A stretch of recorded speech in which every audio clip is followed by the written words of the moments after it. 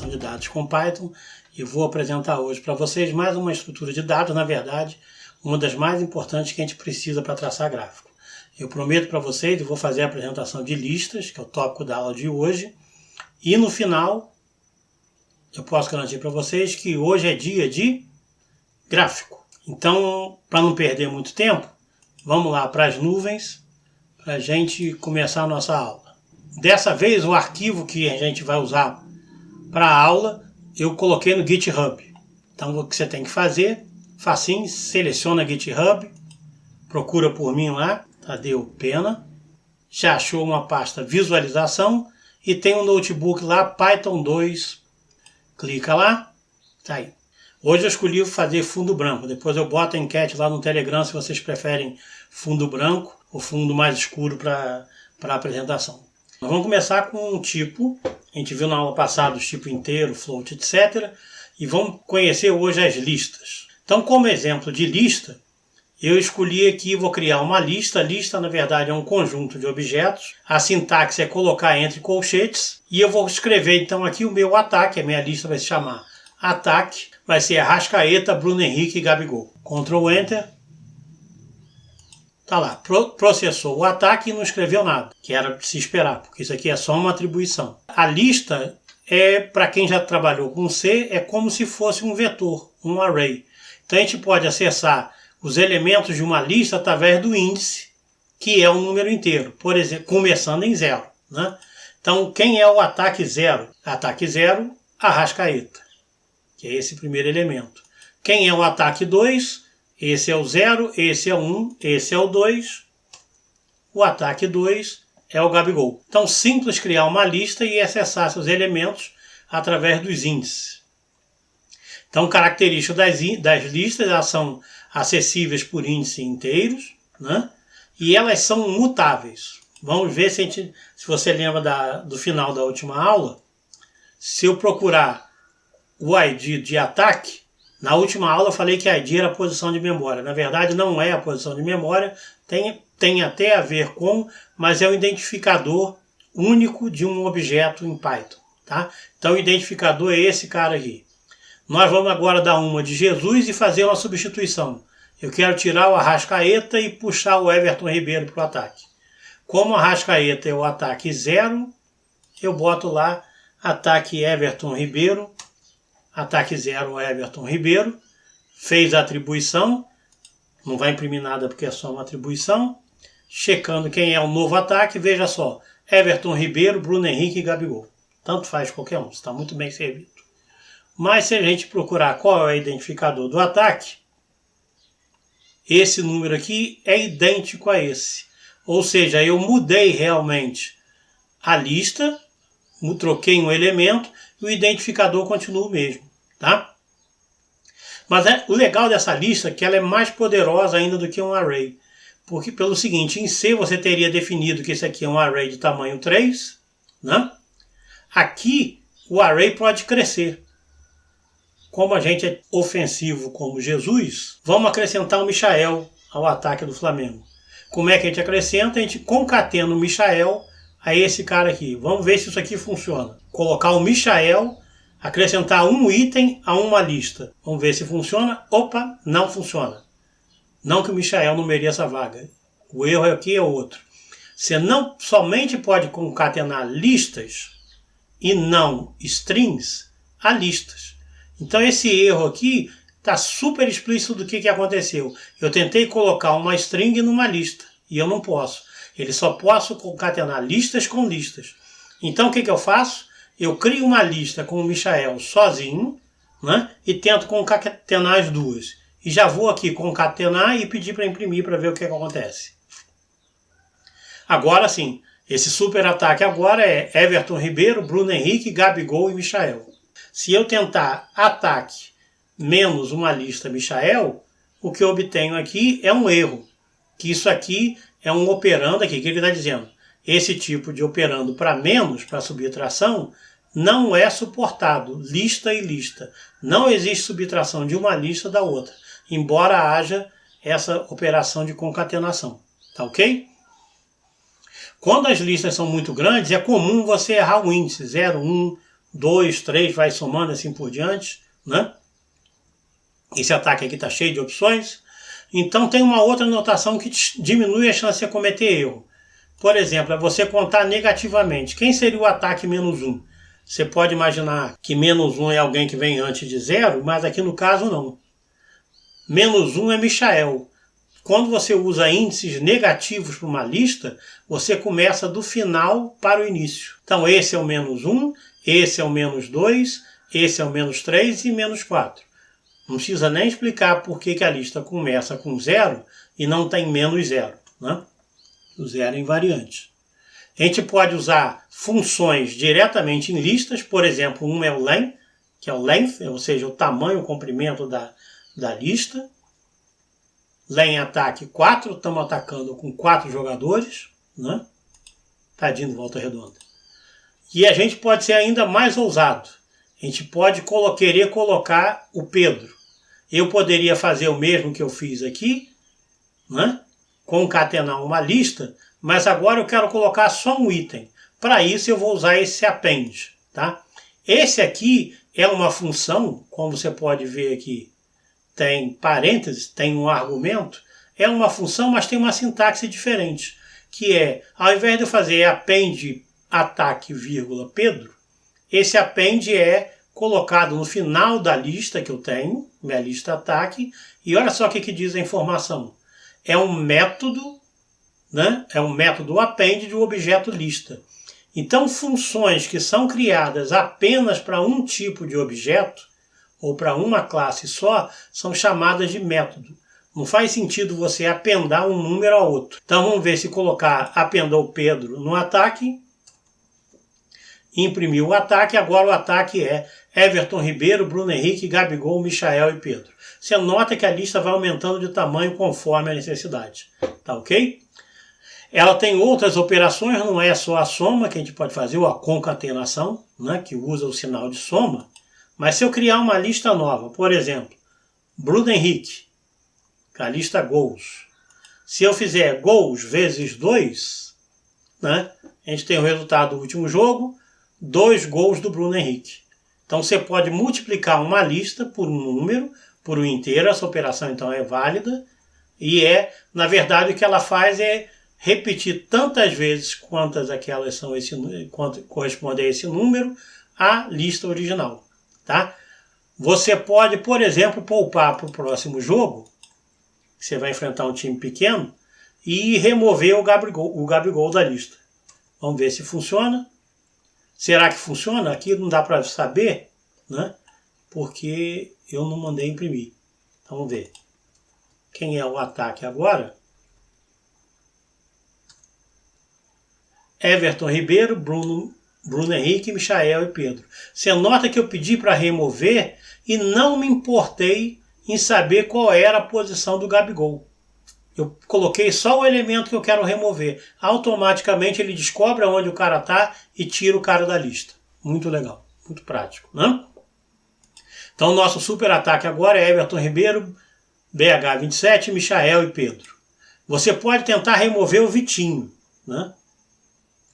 Coitado. Aqui você vai dar um erro, de novo o erro é extremamente, a mensagem de erro é explícita. Lista remove X é um erro porque X não está na lista. Vitinho não está nesse ataque, tá? Então isso vai ter um erro causado por aqui, é um problema que você tem quando você usa o método remover de alguém que não está na lista. Mas segue o jogo, né? Você pode querer, por exemplo, remover o Everton Ribeiro. Eu posso fazer o que eu fiz ou também posso usar pelo índice. Aí eu deleto, né, o ataque 0, peço para imprimir quem é o ataque. Lembra, era Everton Ribeiro, Bruno Henrique, Michael e Pedro. Agora eu tenho 3, Bruno Henrique, Michael e Pedro, né? Então está na hora de colocar o Vitinho, né? Eu poderia colocar um insert Vitinho para o final, né? Aqui com um append, né? Agora o insert, o método insert, né? Ele permite eu colocar o Vitinho numa dada posição. Eu quero na posição 2. O que significa isso? Bruno Henrique, Michael, Vitinho a posição 2. 0, 1, 2. Né? E Pedro depois. Tá legal? Outra coisa muito legal de lista é que lista pode ser mista. Não precisa ser uma lista que começa com uma string, não precisa ter string até o final. Tá? Então aqui eu posso criar uma lista que são camisas do ataque, Gabigol com a 9, Everton Ribeiro com a 7, Bruno Henrique com a 27. Então você vê que essa lista aqui mistura números inteiros com strings e vai de boa. Tá? Aceitou aqui numa boa, processor. Agora tem aqui um detalhe que é, para quem está acostumado com outras linguagens, pode achar isso aqui de início surpreendente. Mas vamos lá. Eu fiz uma lista que é o ataque titular, com Arrascaeta, Gabigol e Bruno Henrique. Tá? O meu ataque reserva é Michael, Pedro e Vitinho. Tá? Eu posso criar uma lista, né, de listas. Então, os meus ataques são o ataque titular e o ataque reserva. Tá? Essa é a minha lista ataques. Então, uma lista não só pode ter strings, inteiros, floats, etc., como um elemento da lista pode ser uma outra lista. Posso fazer listas de listas. Então, vamos ver quem é o ataques. Então, o ataques é uma lista, olha só, começa com colchete, termina com colchete, e entre colchetes eu tenho as duas listas. O meu ataque titular com Arrasca, Gabigol e Bruno Henrique, e meu reserva com Michael, Pedro e Vitinho. Né? Agora vem o legal. Eu vou fazer uma alteração no meu ataque reserva, Pedro Rocha. Tá? Então eu vou colocar Pedro Rocha no lugar, como eu botei 2, né? Só que você nota o seguinte, eu estou alterando o ataque reserva. Aqui em cima, ataques foi criado com ataque titular e ataque reserva. Se eu alterar ataque reserva, será que eu altero aqui também? Sendo que isso aqui foi atribuído antes da minha modificação? Vamos ver. Agora ataques é Arrascaeta, Gabigol, BH, Michael, Pedro e Pedro Rocha. Né?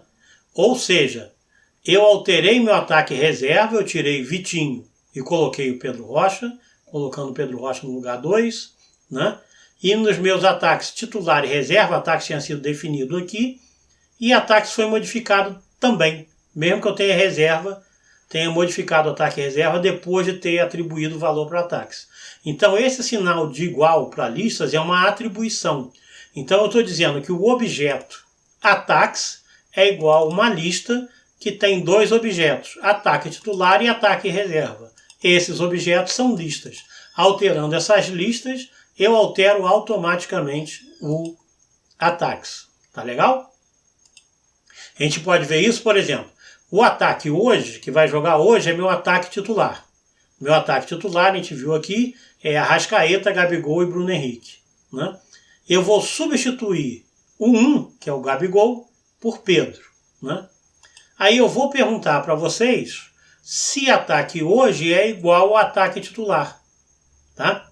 Então você nota que eu atribuí ataque titular. O ataque hoje foi o ataque titular, alterei o titular e eu quero saber se o ataque hoje foi alterado. A gente já viu pela linha anterior que sim. Então esse cara é igual a esse, ou seja, o ataque hoje contém o Pedro, porque eu modifiquei isso em ataque titular. Né? Pode parecer um pouco confuso se você está acostumado com outra linguagem, é melhor tomar cuidado com isso. É super poderoso e exige então super responsabilidade. Meu ataque titular então, só para lembrar quem é Arrascaeta, Pedro e Bruno Henrique. Agora você imagina que você queira fazer o seguinte, eu quero copiar para ataque hoje o ataque titular do momento, né? Como a gente faz em linguagem C, eu copio para hoje, mas quando eu mudar titular, eu não quero que mude o ataque de hoje. Tá? Como é que a gente faz isso? Então a atribuição agora eu vou usar um outro método. Olha só que legal, que é o copy. Né? Eu pego o ataque hoje, é ataque titular, copy. Ou seja, ele vai fazer uma cópia do ataque titular e colocar esses itens no ataque hoje. Agora eu altero o ataque titular, volto com Gabigol e pergunto quem é o ataque hoje. Ataque hoje não tem Gabigol. Né? Tem Arrascaeta, Pedro e BH. Não ter Gabigol não é garantia de não ter gol. Você tem o Pedro aqui também. Né? Então nós temos conseguir alterar o ataque titular sem alterar o ataque hoje. Tá? O ataque titular, para confirmar, Arrascaeta, Gabigol e BH. Tá?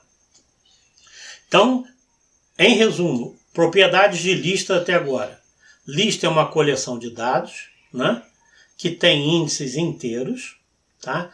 A ordem dos índices dos itens importa. Esse é o 0, esse é o 1 e esse é o 2. Né? Então a ordem importa. As listas podem crescer ou diminuir e podem inclusive ter alterado seus elementos. Tá? E elas podem ser mistas. Né? O que significa isso? Que elas podem ser mistas, que elas podem misturar tipos e objetos. A gente pode misturar objetos diferentes numa mesma lista, inclusive podendo ser uma lista de listas. Né? E não precisam nem as listas de listas ser não é um array bidimensional como a gente tem em C. Você pode ter listas de tamanhos diferentes. Falar um pouco mais sobre os métodos, que são essas funções específicas para uso dentro de cada classe. A gente já viu 3 métodos ali em cima, a gente viu o append, a gente viu o remove, né? E viu o copy. Tá? Então, por exemplo, tem umas coisas interessantes. Eu quero criar uma lista goleiros, né? E eu vou começar com Diego Alves. Então eu vou colocar na lista goleiros Diego Alves. O que será que acontece se eu fizer isso? Dá erro, por quê? Porque goleiro não é definido. Tá? Então, para apendar alguma coisa a uma lista, eu tenho que criar essa lista antes. Tá? Aqui não foi o que eu fiz. Para criar essa lista antes, eu copio goleiros, que é a lista, e faço igual a abre colchete, fecha colchete. Tá? E aí sim eu posso usar goleiro append Diego Alves. Tá ok? Vamos ver se funcionou. Deve ter funcionado, não deu nenhum erro. Se quiser confirmar,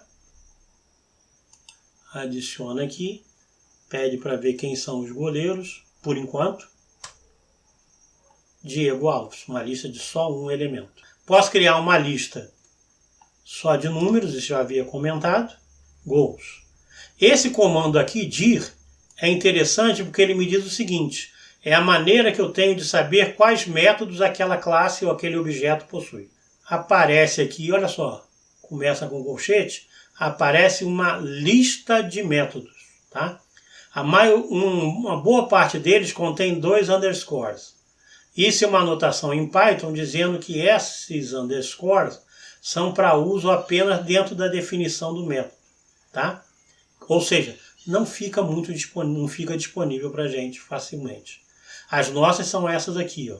Eu já usei append, já usei o copy, tem count, tem index, insert, pop, remove, reverse, sort. Olha que legal.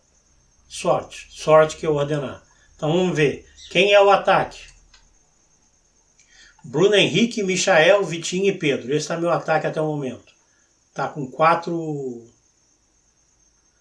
jogadores. Né? O que acontece se eu mandar ordenar o ataque? Ataque sort. Ordenou, voltou aquele símbolo. Se eu quiser imprimir quem é o ataque, olha lá, Bruno Henrique, Michael, Pedro e Vitinho. Ele colocou o ataque agora em ordem alfabética. É isso que o sort faz, ordenar em ordem alfabética. Se você olhar lá na documentação, é possível você ordenar de maneira reversa, passando o parâmetro reverse aqui para o sort. Depois a gente vê isso aqui. Mas você nota que esse método age sobre o objeto ataque e altera o objeto ataque. Ataque antes era esse e agora passa a ser esse. Né?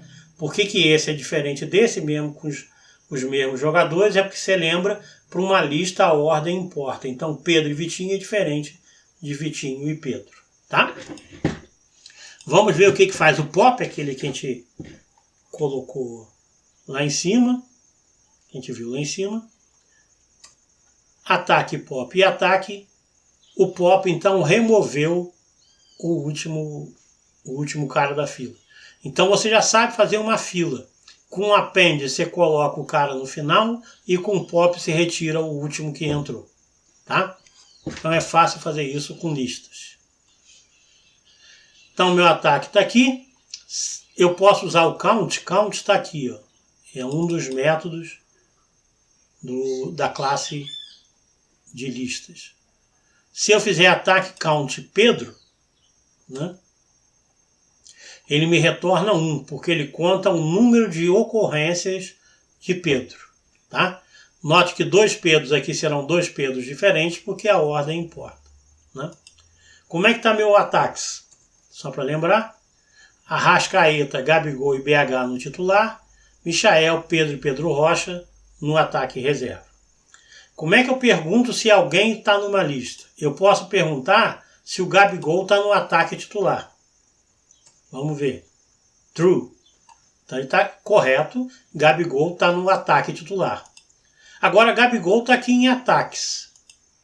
Lembra, essa aqui é a lista ataques. Ele está em ataques? Vamos ver. False. Não. Ué. Por que ele está em ataque titular e não está em ataques?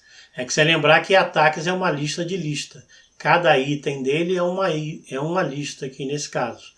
E não existe o item Gabigol. Né? Gabigol está dentro do ataque titular. Então ele está no ataque titular, mas ele não é um item de ataques. Tá? Para você perguntar se aquela lista Arrascaeta, Gabigol e BH está em ataques, essa sim está. Então o Gabigol está aqui, mas não está aqui, como um item separado. Como é que eu acesso o Gabigol? Ó, esse primeiro elemento aqui é o 0, esse é o 1. O 0 aqui refere a uma lista. Só que essa lista, esse primeiro elemento, é uma lista também. Então o item 1 da lista 0 é meu Gabigol. Vamos ver? Criando ataque 0, 1. Olha só, fiz uma lista equivalente a um array bidimensional e é meu Gabigol. Ele estava na lista 0, que é Arrascaeta, Gabigol e BH, e ele era o elemento 1. Né? Eu posso chegar no ataques e colocar o Vitinho. Estou colocando aonde? Em ataques 1. Quem é ataques 1? É essa lista aqui, é meu ataque reserva. Então a gente coloca o Vitinho lá. Vamos confirmar se ele está mesmo. Então tá, Michael, Pedro, Pedro Rocha e Vitinho. Tranquilo. Bonito. Uma maneira que você pode fazer também alternativa ao método copy, é o que a gente vai ver a seguir, já vou mostrar para vocês. Você pode usar essa anotação aqui. Ataque hoje é igual a ataque reserva, 2 pontos, colchete. O que significa isso? Eu estou dizendo que ataque é igual a todos os itens do ataque reserva. Tá? Esses 2 pontos, eu estou querendo dizer aqui que isso aqui vai do início ao final da lista. Eu vou entrar isso em detalhe mais à frente. Tá? Então, copiei todos os elementos de ataque reserva para ataque hoje. Disse que o ataque 2 é Vitinho, então o Vitinho vai entrar no lugar do Pedro Rocha. E se imprimir o ataque hoje, o Pedro Rocha está lá. Tá vendo? Então não alterou. Eu alterei ataque reserva sem alterar ataque hoje, porque na verdade o que eu fiz foi uma cópia de todos os itens de ataque reserva, 1 a 1 para dentro do ataque hoje. Esse processo aqui é o que a gente chama de um fatiamento, embora aqui eu não tenha fatiado, eu tenha pegado do início ao fim. Mas o nome é o mesmo, é o slicing, né, o fatiado. E vou usar com números que fica mais fácil de acompanhar. Então vamos imaginar que a década de 20 seja esses números aqui, ó, 20, 21, 22, etc., até 30. Não vou botar 30 não. Década vai até 29. Pronto. Tá? Então a década vai até 29. Esse é década de 20. Rodou. Década de 21 é o 21. Esse é o elemento 0, esse é o elemento 1.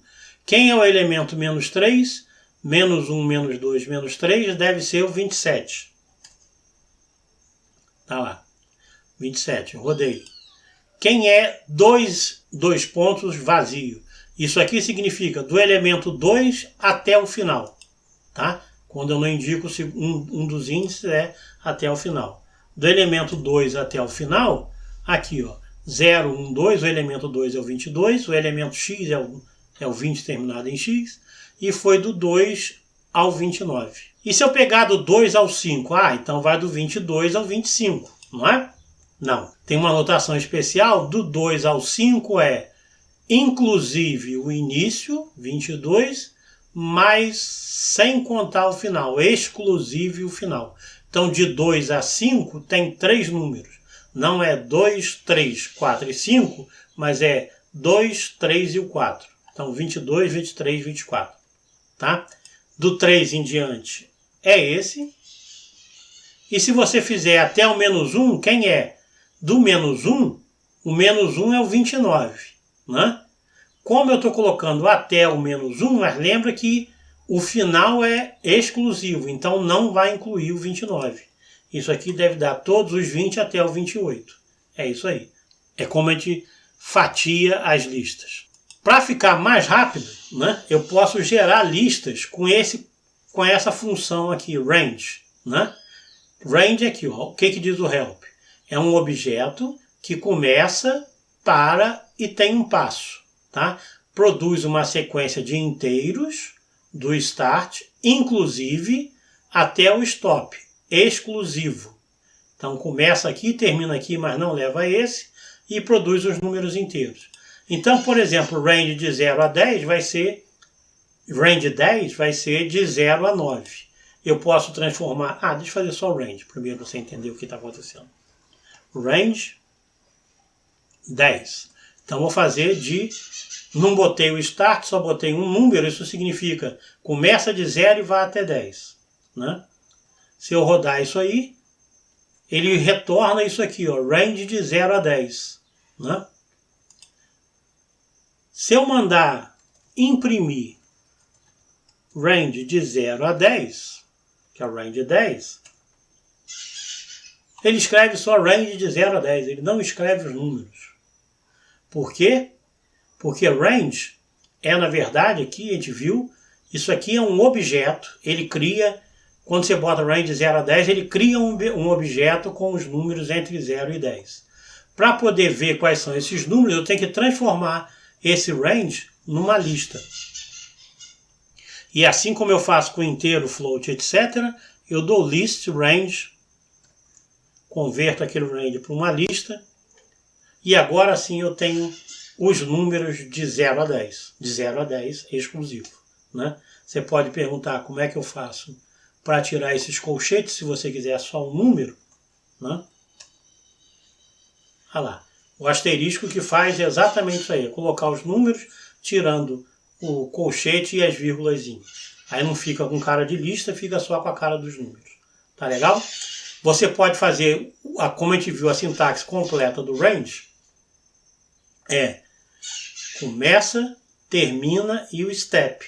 O step ou passo pode ser negativo. Sendo negativo, ele vai começar de 9, incluindo 9, vai de menos 1 em menos 1, até chegar em menos 1, mas vai parar no número antes de menos 1. Então, o que isso vai gerar?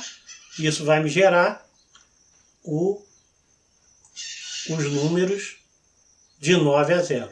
Então, finalmente, para terminar, vou mostrar para vocês agora que a gente já sabe mexer com listas. É bom vocês praticarem, porque é um assunto complexo. Isso aqui também não esgota a lista. O melhor de lista vai vir no próximo vídeo.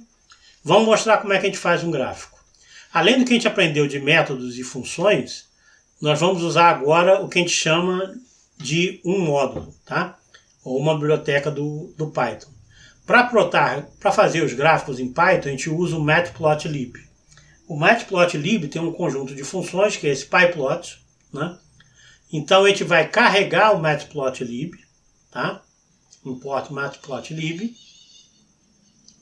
E vamos pegar as funções pyplot, que são as funções para plotar. É comum aqui, ao invés de escrever Matplotlib pyplot o tempo todo, eu peço para simplificar essa notação como PLT, tá? Plot.